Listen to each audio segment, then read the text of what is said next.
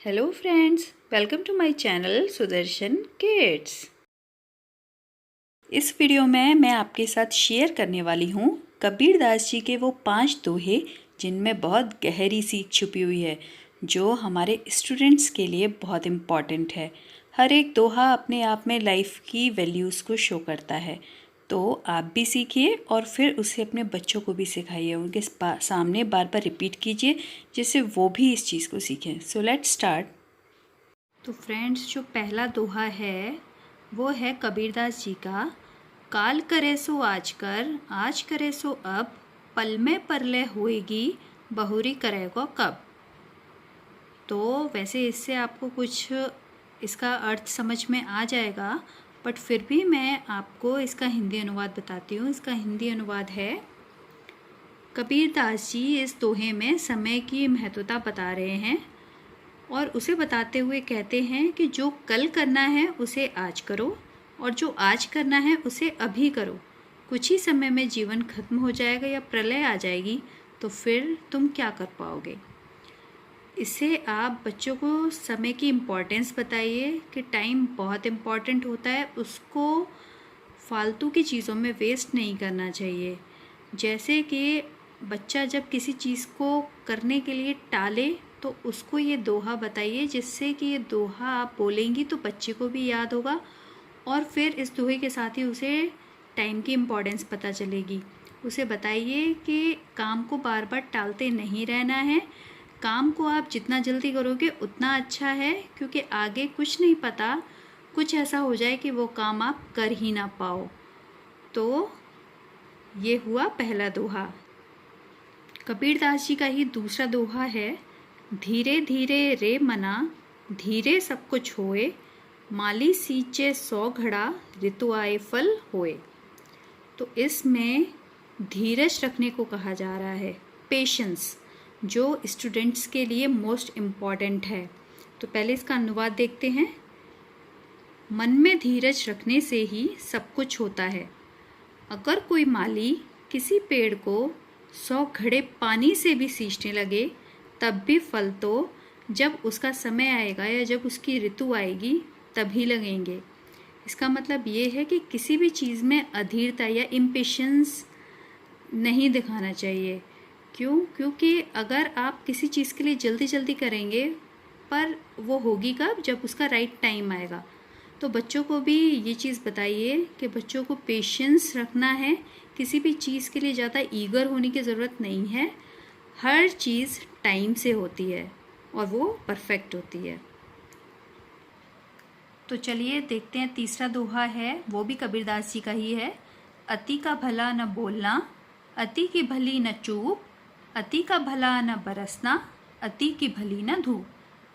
तो जैसा कि दोहे में पता चल रहा है, इसमें बताया गया है किसी भी चीज़ की अति नहीं होनी चाहिए। तो पहले अनुवाद देखते हैं। ना तो अधिक बोलना अच्छा है और ना ही ज़रूरत से ज़्यादा चुप रहना ही ठीक है। जैसे बहुत ज़्यादा वर्षा भी अच्छी नहीं और अधिक धूप भी अच्छी नहीं होती है, अर्थात अति की हर चीज़ बुरी होती है। तो आप ये बच्चों को समझा सकते हैं कि उन्हें कोई भी चीज़ लिमिट में रह के करनी है। अगर वो ज़्यादा पढ़ाई करेंगे वो भी उनके लिए ठीक नहीं है और खेलेंगे नहीं, या ज़्यादा खेलते ही रहेंगे वो भी उनके लिए ठीक नहीं है। तो दोनों चीज़ें बैलेंस से होनी चाहिए, हर चीज़ की अति नहीं होनी चाहिए। चौथा दोहा है कबीरदास जी का, वो है विनम्रता के ऊपर। ऐसी बानी बोलिए मन का आपा खोए, औरन को शीतल करे आपहु शीतल होए। अनुवाद है, कबीरदास जी कहते हैं, ऐसी वाणी में बात कीजिए जिससे सब भाव विभोर हो जाएं।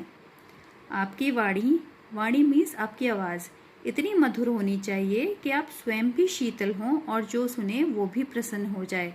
अर्थात आपकी आवाज़ में विनम्रता होनी चाहिए, मीन्स पोलाइटनेस। जब भी अगर आप किसी से बात कर रहे हैं तो एक पोलाइटनेस होनी चाहिए कि जब भी आप उससे बात करें तो दूसरे को आपकी बात अच्छी लगे। ऐसा नहीं कि वो आपकी बात को इग्नोर करे। बच्चों को इस रिस्पेक्ट में समझाइए कि अगर उन्हें किसी से चीज़ कुछ चाहिए या अपने फ्रेंड से बात करनी है या इवन टीचर से बात करनी है, तो उनकी जो आवाज़ होनी चाहिए, जो उनका एक लहजा होना चाहिए, वो रिक्वेस्ट वाला होना चाहिए।